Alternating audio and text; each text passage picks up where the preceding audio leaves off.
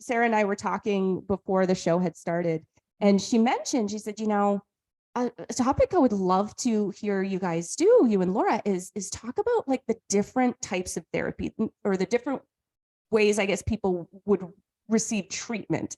Yeah. Because it doesn't all just involve a couch and a box of tissues and you spilling your guts and your life story forever and ever to a stranger, right? That is right. So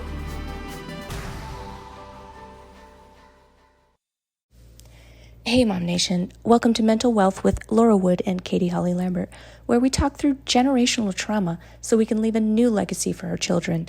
Counselor Laura is with Benavieri Counseling out of Chandler, Arizona, and you can find her on Facebook, on the web, or by the link in the show notes. We hope you enjoy the show.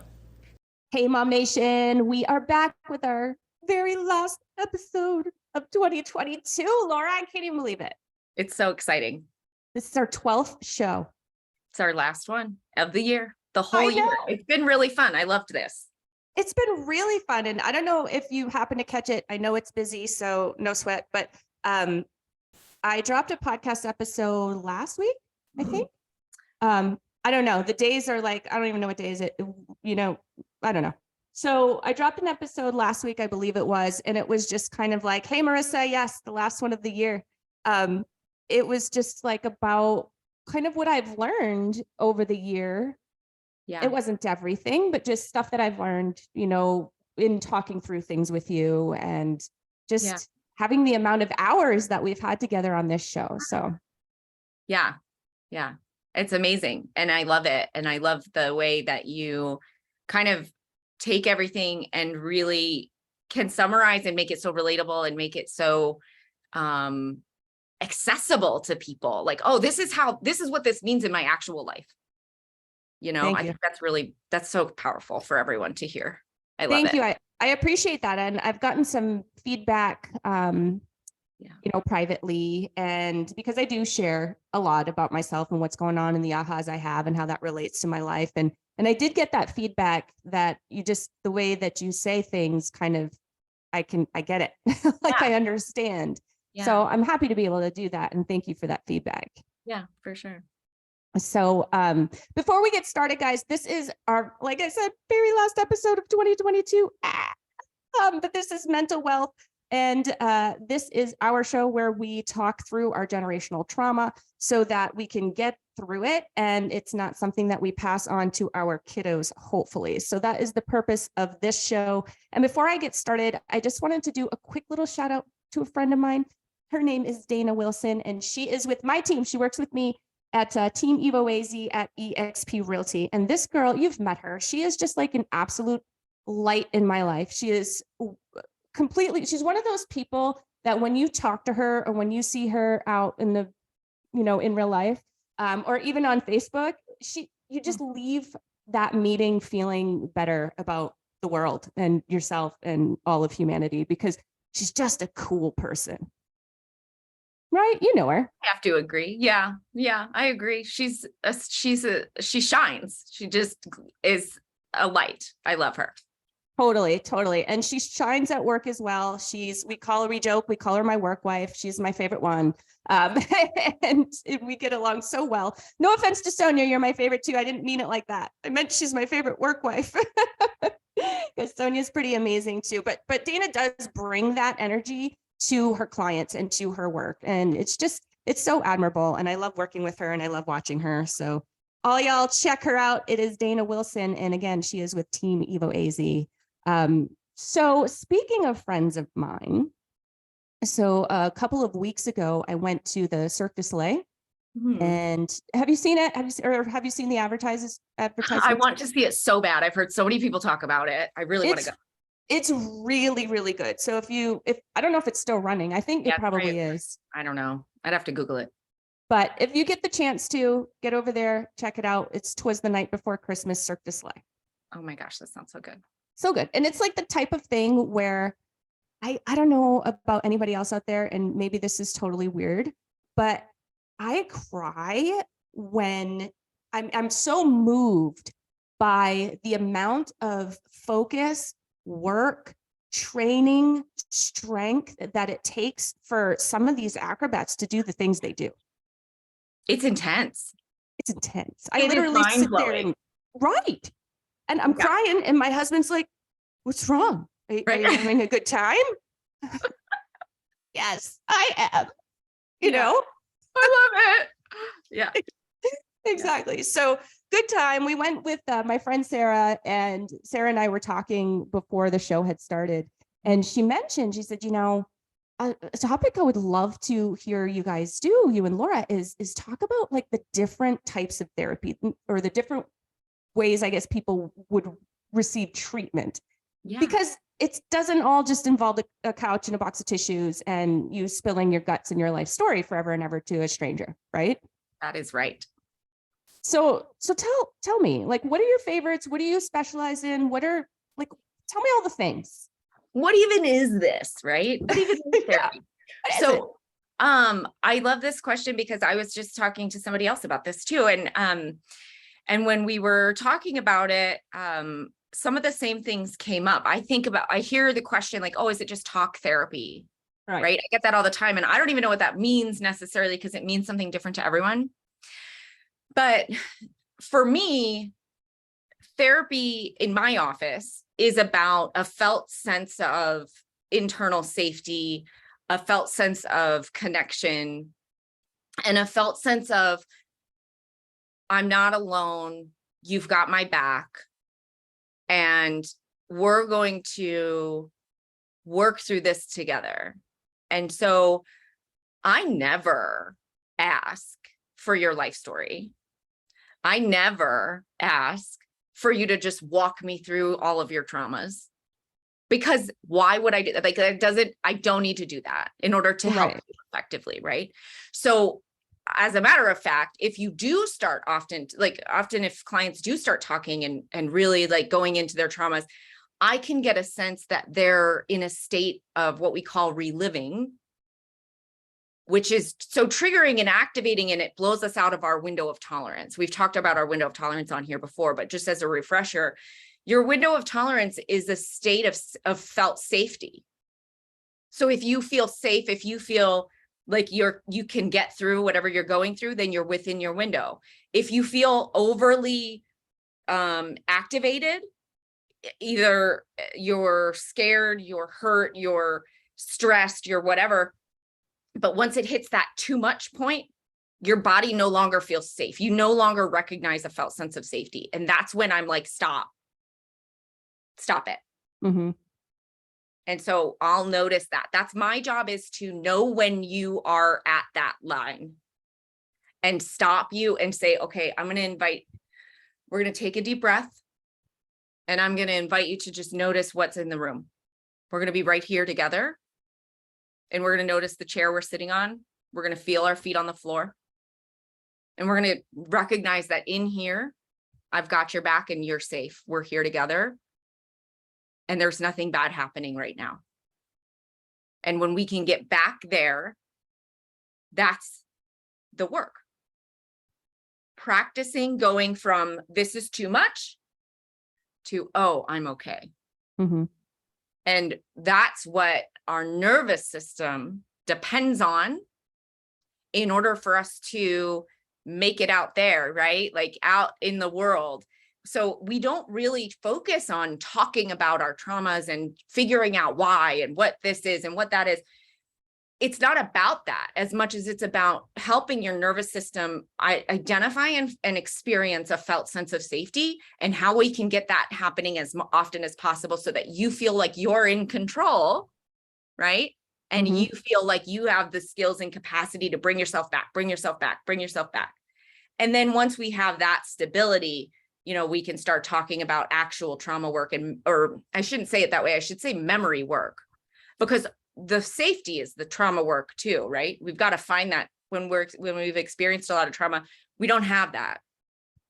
So that's a foundational phase of trauma work, is finding that safety. And then we do memory work when we are in that sense of safety.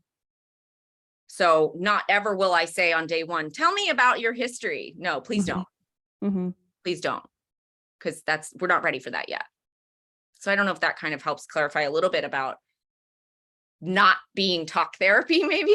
Yeah, but I think people are get kind of nervous about that and, you know, maybe think, oh, she's going to make me, you know, relive absolutely everything for the last 20, 30, 40 years.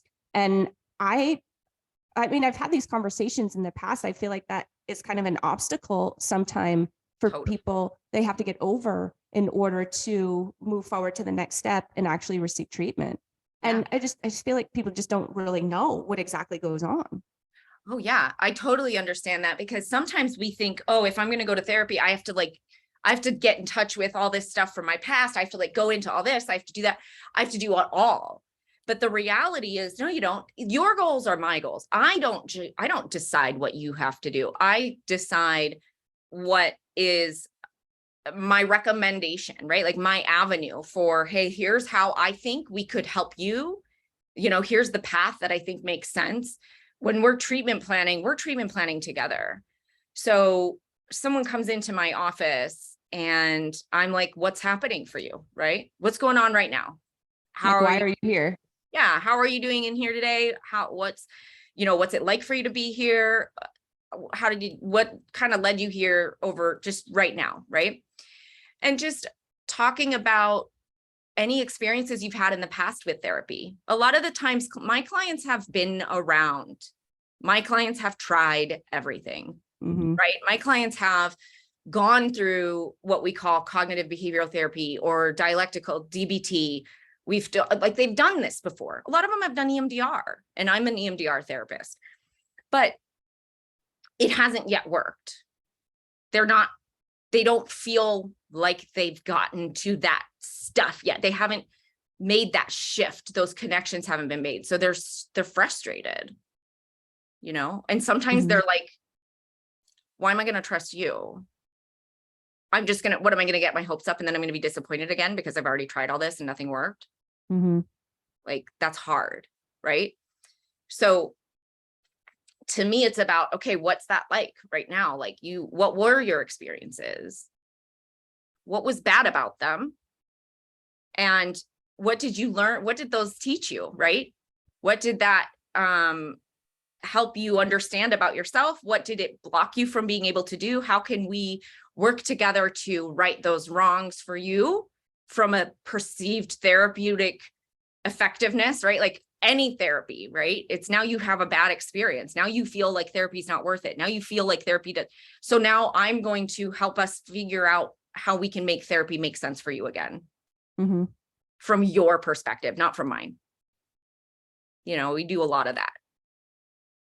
And so you brought up EMDR. That was something that actually Sarah had brought up when I was talking to her. She said, so there's EMDR and there's this and there's that. And I don't think people understand what those things are. So since that's something you specialize in, can you explain a little bit about what that is? I can. EMDR stands for eye movement desensitization reprocessing. So that's just a big explanation of protocol, essentially, because we use eye movements to effectively help your nervous system become less activated, less sensitized to those unprocessed memories. And we focus on reprocessing them in a way that is healthy and safe. So that's kind of like the name explains the protocol. But the foundational theory behind EMDR is called adaptive information processing. And that was developed by the doctor who developed EMDR, which is Dr. Francine Shapiro. And essentially, adaptive information processing indicates that when our nervous system senses danger, we're in a fight or flight or a survival state. When we're in a survival state, our brain is not processing information and learning the same way that we would if we were safe. Because the priority is to survive, learning and information processing takes away from our prioritization of survival, right? So we're not allocating resources to that. We're not allocating resources and energy into learning during a traumatic event, during a dangerous event, right? So that's why the unprocessed memory stays stuck, right? Because it didn't make it through its process loop, right? Because it wasn't necessary at that time. We needed to just live through it, right? And so it starts off with this unprocessed memory. And then we have to recognize that the more often we're triggered and we're outside of our window of tolerance, so the more stress, the chronic stress, can actually make it so that we haven't learned very effectively throughout the rest of our lives around either this topic or even other topics, right? Because if we're not safe, we can't learn. So if we're outside of our window of tolerance, we're not learning effectively, our mind isn't able to process information effectively. So we end up with more and more stuck stuff and associated content that stays stuck and that keeps getting triggered because everything familiar is like linking. So it's like this stuck memory is like gathering all this information that's like associated with it, you know, like, oh, this reminds me of that. Oh, this reminds me of it, right? So it just kind of gets bigger and bigger and bigger. And that's why the trauma is so disruptive in our system. And so what we do in EMDR therapy is we recognize that present distress is associated with that past trauma. So we find out what it's connected to. Mm-hmm. And so we can know easily, or sometimes it's harder to know based on the complexity of your trauma. But essentially we identify, okay, I'm here because I'm anxious. When are you anxious? I'm anxious when I have to do X, Y, Z. Okay. So then we sort of recognize those present triggers and help you first stabilize or prepare to be able to access that difficult memory. Because you don't, like we talked about before, we need you to stay in your window. So if I was like, okay, go, let's talk about that in depth right now. Boom, it's activating, it's destabilizing, it makes you feel unsafe, it makes you feel like you're reliving. So we don't access that memory until we're ready. So we have that readiness stage, which is where we start. And we start by leveraging all channels of processing. So sensory, the feelings of tactile things in the room, the affect, and our body sensations. And so we do a lot of noticing in the present and recognizing safety. So in EMDR, there's a few protocols that are specific, like what we call a calm place. And a calm place is something that is a visualization exercise designed to help us find a sense of calm and safety in our nervous system. And so we can work together to develop that first. And we're developing that by doing a visualization. And then we incorporate what we call dual attention, which is essentially the eye movements. And so some people use eye movements. There's a variety of different things. You can kind of get into that. But the gist is you're focusing on my movement. So we do this like back and forth. And so you'll be focusing on my movement. So you'll be moving your eyes back and forth. And that's holding your attention in the present in the room. While we ask you to access calm, access safety in your nervous system. And so you're maintaining present sense. So you don't get lost in the past or go into, right? So it's one foot in the present and then one foot in the past. Or when we're not doing past memory work and we're just doing stabilization work, then it's just a maintaining dual attention so that we don't dissociate, so that we stay cognitive of what's happening and where we are while we're installing these resources, because that tells our brain that we have control over our safety. We're building our own internal sense of safety. So I know that if I can do that in this room, I can do that everywhere. So when I'm activated, I can find a calm inside myself. So we're building that. So that's the first sort of phase of EMDR. I feel like everyone needs that. Yeah, I want to build that with everyone. So we'll talk more about this, Nev. We'll have a whole nother plan next year, but I've got some episode ideas. But what I would love to do is, even we could do that together, right? Like if you would be willing to, right? Like develop a complex to kind of represent that for everyone and help people better understand, what does this even mean? What does this look like? What is EMDR? And so a lot of people think about that, reliving, reprocessing as really scary, but I want 100% of the world to know that nobody ever does that on the first day. We're not doing that until your brain is ready and your body is ready. That makes a lot of sense. Is that type of treatment something that you do with everybody, or is it just like certain types of trauma that's good for, or certain personalities, or how does that all work? That's a good question. So there's certainly levels to everyone that indicates like, okay, this particular protocol would be more helpful, right? So there's a lot of assessment and gauging things out. And the beautiful thing about EMDR is that EMDR is a phased protocol, and it's also flexible. So we can input other things and we can sort of augment a little bit while we stay within this fidelity of the protocol that allows us to make adjustments as needed so that we can help more people. It's not going to be right for everyone. Mm-hmm. And that's going to be very individualized.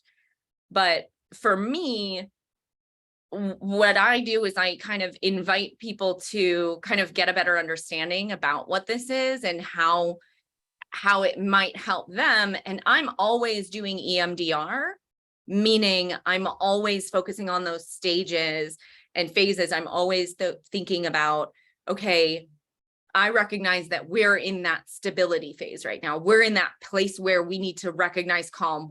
That's what we're focused on. So we're always doing that. We just might not always be doing memory work, right? Not everybody wants to or is ready to do memory work. Mm-hmm. That's okay. That's okay. So the most of the people that I don't process with, or we don't do memory reprocessing, is because they just are like, I don't know, thank you. And so we're not there yet. And that's okay. That's a right now because they're not there yet. And so my role is to help them achieve their goals in the present and help them find their internal stability. And a lot of times that's all they want right now. Mm-hmm. And then they'll come back later if they want to do memory work, and they don't have to. And it's a work in progress, right? Like if you're gaining some wins, if you're getting somewhere Yep. with not having to go back there, if you're really not wanting to, then that seems like it would be okay, right? Until you stop progressing, then maybe look at some other things. I mean, what are your thoughts on that? Does that sound right? Yeah. I mean, when you get stuck, then there's a variety of reasons why we get stuck. So within EMDR, let's think EMDR is a protocol. That's like an approach, a methodology. There's also foundational theory. So the adaptive information processing, like that's how our brain works. So another layer of how our brain works is something called structural dissociation. And so structural dissociation is another theory that I work with often. And so with my clients, when we get stuck, it's often because there's something there blocking processing. There's something that our brain and body hasn't reconciled yet. Like there's something in there that hasn't found where it fits. And so then we can back out of if we're stuck, we kind of back out, we zoom out and we say like, okay, what's happening here? Why are we stuck? Are we stuck for a reason? Is it necessary to stay stuck? Like how,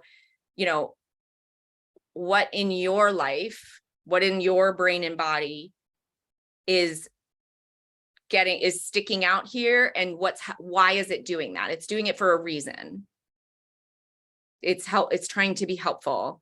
I've said it before. My friend Caitlin, she says, we don't do things that don't make sense. Which is, we don't, our body and our brain, we don't do things that don't make sense. We're an organism.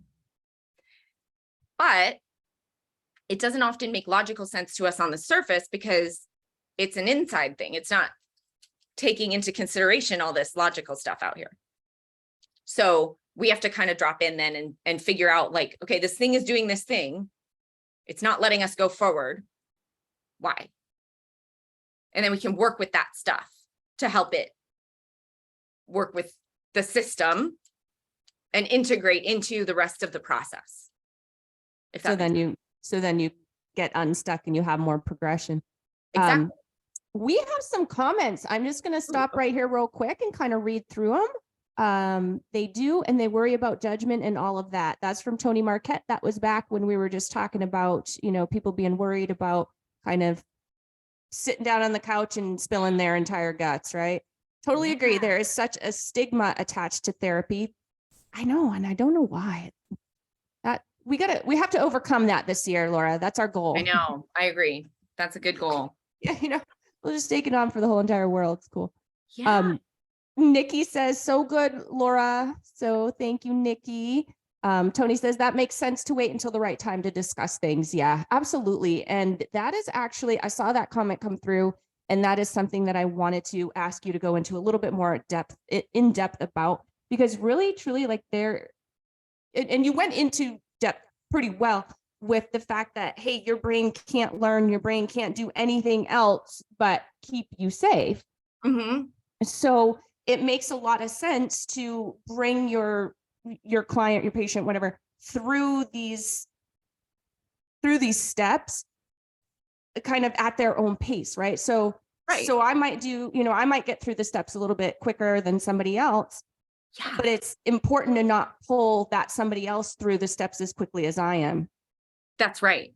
Yeah, absolutely. Like I'll work with someone and just do the sort of calming, the stabilization, the safety phase for years, because that's what it takes to make sure that your nervous system and 100% of you, all parts of you, that this is actually a good idea, right? Because when we don't respect our whole self, then we're causing more harm. We're violating our own boundaries. And I say often, like, we're bulldozing over these parts of us that are saying, I'm not ready for this. And so when on the inside, if there's something, and I ask my clients often, like, how's that? Right? When I say that, what's happening as I say that? And a lot of times it'll be like, there's part of me that's like, nope, like, you're totally wrong. Like, nah, I'm not going there. I'm not doing that. Like, you're totally wrong, And I'm like, okay, I hear that. Is it okay for me to know why? Right? Why is it wrong? What's important about not going there? Right? Because I respect 100% of your entire nervous system. And I respect your consent. Consent matters. And without your whole self consenting to access this stuff, to go there, then all we're doing is we're violating that stuff's boundaries. And most of the time, that's partly what caused the trauma in the first place. Well, and you're causing more triggers. That's right. Right. So now I don't want to get help, because the thing that happened to me was scary and the help was scary. So I'm just going to stay here. Yeah, of course. Right. Why would you want to, if someone's not going to respect where you are and respect that you deserve to be able to say no? And if it's okay, I'll share a little bit about my own therapy journey, because therapists, and I'm going to say therapists, hopefully there's probably a couple out there that this doesn't apply to, but I'm going to go with, in general, therapists become therapists for a reason. So this is in a lot of cases, this is my own version of a traumatic reenactment, right? I'm going out to help others because I didn't feel helped, right? Like, this is my own stuff, which is good because it works for me. I like it, right? It happens to have worked out. But in my therapeutic journey, as my therapist practiced CMDR and who specialized in structural dissociation, that for me was the key. That was the shift that I needed in order for it to make sense, for it to work, because I had been to therapists before. I had done that. I've tried everything, everything, right? This desperateness. And then I was like, and I hadn't gone back for a while. I've been like, well, no, it's just, blah. I don't feel like it, right? Like, it's a waste of time. Like, I don't want to deal with this. I don't want to, the whole thing. And so my therapist was recommended actually when I was training in EMDR. That person had been trained in EMDR by my trainer, Sarah Jenkins. And so I was like, okay, let me, so that's kind of how I found this whole work as a client. And it changed everything for me. It shifted everything for me. And what I used to not understand, which was that I have the right to feel safe. Mm-hmm. I have the right to feel calm and safe. I have the right to set boundaries. I have the right to say no. And I don't need to explain myself. I have the right to say no, and I don't need to explain myself. I don't have to make you like it. That's not my job. Right. So a lot of my stuff was about I have the right to live for me. And that sense of safety and that boundary was really, really critical for me. And so often clients will be like, I just want to get past it. Like, let me just keep going. Let me just keep going. And I'm like, no. Part of you is telling me no. Part of you is saying, I'm not ready. That's what we're seeing here. When you're agitated and you're anxious and you're, out of your window, I'm not going to say, okay, let's just ignore that stuff and keep going, because that stuff has the right to say no. Right. And that's really, really powerful. At least it was for me. Well, and then you don't want to feel violated by the person you should feel the most comfortable and safe with, right? Right. Right. That's just, yeah. It's bad. And it's heartbreak. It breaks my heart. Because that means that we're keeping, when we have a bad experience with therapy and we don't go back, at least for a while, then we're still feeling stuck and we're still feeling hurt and we're not knowing, and we don't know where to go. And that's hard. And I wish that wasn't true for people. Mm-hmm. I wish I could make that never have happened, Mm-hmm. I totally understand. My history, I've had one or two that I'm like, how are you able to help people? I don't know. I don't understand. And I'm not here to I'm not here to talk crap. It was just a method that I was surprised they were using, Yes. Yeah. And I'm surprised to hear some of the stories from my clients too. And, but the fact is that not everyone is a good fit for everyone. Mm-hmm. That's true. And so we want to be gracious to ourselves when something doesn't work and say, like, maybe it just wasn't the right safety, right? Maybe it just wasn't the relationship in the room is one of the primary factors that influences whether or not this is going to work. Mm-hmm. Right? Because all trauma is relational. So if I'm here because my nervous system has problems in relationships because of something that happened to me and the way that I learned, and I'm whatever, everything is relational and based on our sense of defense or engagement. And engagement includes social engagement, mm-hmm. The ability to connect. And so if I'm in a defense because I don't feel like I can connect with you as my therapist, then what do we know? If I'm not safe, nothing's getting done. So now it's not working anyway. That could be the best therapist on the planet. But if you're not there in terms of safety, then it's not going to work. Mm-hmm. Yeah, that makes sense. That's okay. We just got to we find the right people for the right people. Right. And I love that you said that, because I think that's true not only in this case, but in, other relationships with other things that, because what did you say the other day? It's people-y out there.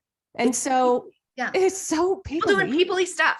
Yeah. And so, there's lots of people-y interaction and people-y relationship out there. And I think it's really, really important to know that not everybody is for everybody, and it doesn't make them bad people. It's just not my cup of tea, or I'm not yours. And that's okay. Right. Right. I don't like shrimp that well, but that doesn't mean shrimp is bad or shrimp should change.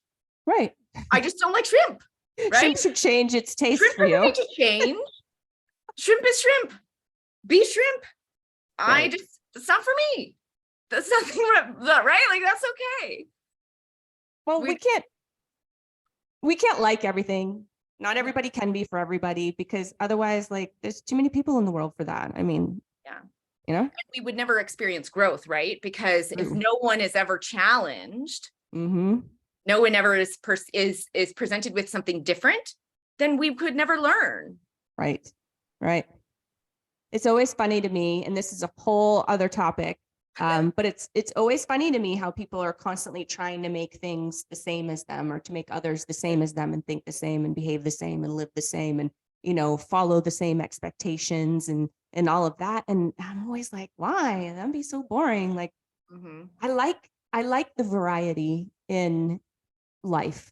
So Yeah. why try and change that? You know what I mean? I don't know. Anyway, so are there any other methods or, you know, types of treatment that you think are worth mentioning? I mean, I'm sure there's all kinds of great ones, but any that you think are worth mentioning on this show? They don't still do like electric shock therapy, do they? Not to my knowledge. No, we don't. But so one other thing that I do is sand tray therapy. And so sand tray is actually in conjunction with EMDR, but it's exactly what it sounds like. It's tray of sand and like a little mini sandbox. And then we have like figures that you put in the tray to sort of help express what's happening on the inside. So we can do this in a variety of ways. Like sand tray is one way, but also art. And so like drawing and painting or even like sculpture, anything, any sort of modality that allows us to make what's internal and abstract, explicit and concrete gives us a little bit more of a clarification, right? Like it helps us better sort of communicate what's happening and also reflect on it and understand what's happening. And it's a really, really powerful way to get at things that are sort of underneath our cognitive understanding, right? They're underneath our cognitive sort of sense of, let me explain, right? We can't always explain. We don't always have the words. Right. And so any type of sort of expressive things that kind of help us get what's on the inside on the outside so that we can sort of make that make sense is really, really helpful. And that can be part of any therapeutic regimen, whether you're drawing or, you know, my sand tray is fancy and a whole nother protocol, but like it's doing the same thing, right? Like that's really one thing that's super duper powerful, because it's, again, we want to activate all of the learning pathways. So when we are using something visual, something tactile, right? Like, so we're using our affect, we're using our sensory, we're using our cognitive channels of processing. So we're opening up all the pathways so that this information can make its way through, get unstuck, close that loop, finish that process in a safe environment. And that's what healing is. That's what helps us stop being triggered, where we don't have the nervous system sense of danger when that memory is activated. That's the goal. It seems like that type of tactic would work well with kids. Oh my gosh, so well with kids. Yeah. It also works surprisingly well with grownups too. But really, with kids, it's great because they don't have as many words anyway. Right. Right. So it's amazing what you can see in a child as they play. So many of my children in therapy have experienced some type of medical trauma, right? So whether that's, I was a premature baby and I don't even know that about myself because I'm only 6 years old. However, being a premature baby was really traumatic and my body still remembers it, right? So that's not the kid telling me, but that's like me explaining what it is. So our bodies remember because our bodies were still responsible for our survival during that time. So when I notice this a lot when kids have sensory stuff going on, I noticed that like a big sensitivity to like lights and sounds and stuff like that is often correlated with an experience in early hospitalization. Interesting. So if you think about like a baby in like a NICU or something, right? Bright lights, loud noises, beeps, like all this, like that sense I'm in danger, right? So that's your body's response, because all you have is your sensory at that age. All you really have is that sensory processing channel. You're not using a lot of cognitive. Oh, that So makes so much sense. Okay. Right? Yeah. There's a lot of other things that go into that, but that's just high level.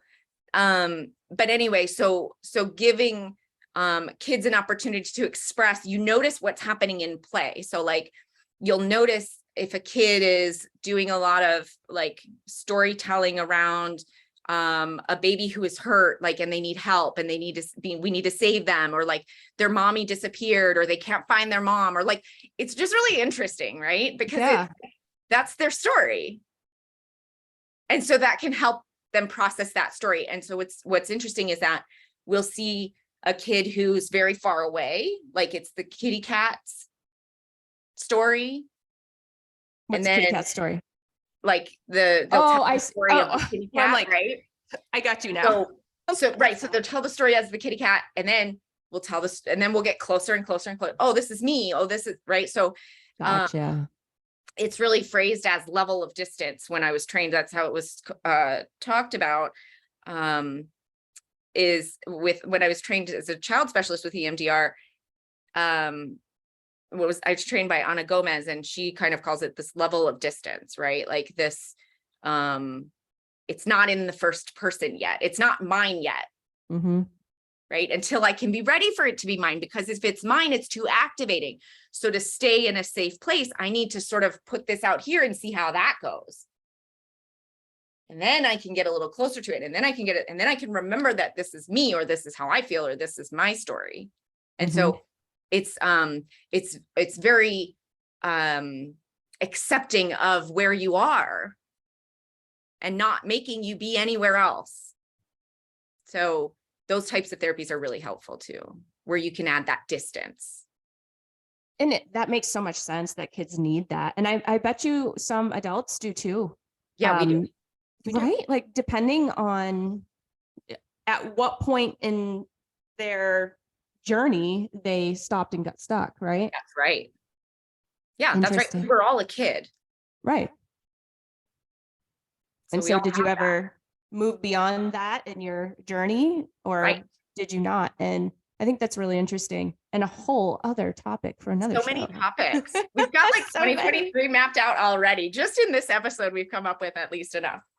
I think so. But I think this was really great to sort of help people kind of understand, have a little bit of a deeper understanding of what the whole therapy world looks like. And once they enter it, kind of, what could be available to them, or, what types of methods could be available to them. Tony just said she loved it. Well, we love you too, Tony. It is her 60th birthday today. Oh my gosh. Happy birthday, Tony. Happy birthday, Tony. I love that. Right. And she won $200 for her birthday. Like, Ash Wednesday. It's very exciting stuff. It's very exciting. Very exciting. Love that. If you want to connect with us for more exciting stuff, Laura, you can hop on over to our YouTube channel. Our handle is @MomNationUSA, and there's lots of exciting stuff over there, but you can catch our entire last year, so all of 2022's episodes with Laura and I under the Mental Wealth playlist. Go over there and check that out. We are also on Instagram, Facebook, and TikTok. Oh my gosh, I started the TikTok, Laura. Good for you. Good job. It's tough. It's tough out there. We gotta get it, but it's vulnerable a little bit. It is. Me and Laura got to get together and teach each other how to use, the TikTok. And we're just beyond this era. You know what I mean? Like, I feel like we're like supposed to sort of know, but like, we're just too old a little bit, right? Like we're on like the back end to like not know enough about how to use this stuff. Like, I literally don't know how to use Instagram. I can't figure it out. Right. And it's not like we're not smart people. It's like back when you first got a VCR, remember, and your parents could not figure out how to program it. And you're like, you guys, this is like 2 buttons. This is the easiest thing. And Totally. your parents are just like, I don't know, you do it. That's how I Yeah. feel. Like my 8-year-old, I'm like, I don't know, you do it. Yeah. When I was recording all of the episodes of 90210, like I needed to, like, I had that on lock, right? But like you asked me to like tag somebody in a story and I'm like, "Wah." Like, Right. I don't know what it means. But she whips out her 90210 replays. Yeah. Oh You got yeah, it going on. I know. Well, I hope Alrighty.